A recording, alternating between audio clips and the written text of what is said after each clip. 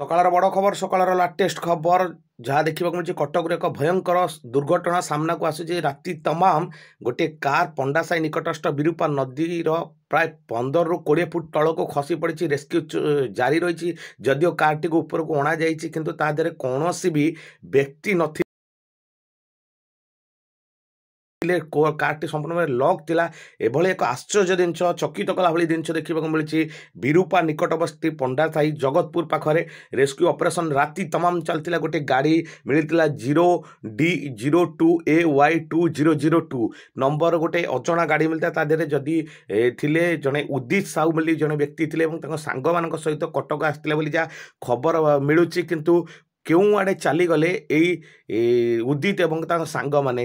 କାର୍ଟି ଲକ୍ ଥିଲା, କେଉଁଭଳି ଭାବରେ ସେମାନେ ବାହାରିଗଲେ କି ଭିତରେ ଫସି ରହିଛନ୍ତି ତାକୁ ନେଇ କଳ୍ପନା ଜଳ୍ପନା ଲାଗି ରହିଛି। ଏକ ଭୟଙ୍କର ଲୋମ ଟାଙ୍କୁରା ନ୍ୟୁଜ୍ ଆସି ପହଞ୍ଚୁଛି ସକାଳୁ। ଯା ବଡ଼ ଖବର ଲାଟେଷ୍ଟ ଅପଡେଟ୍।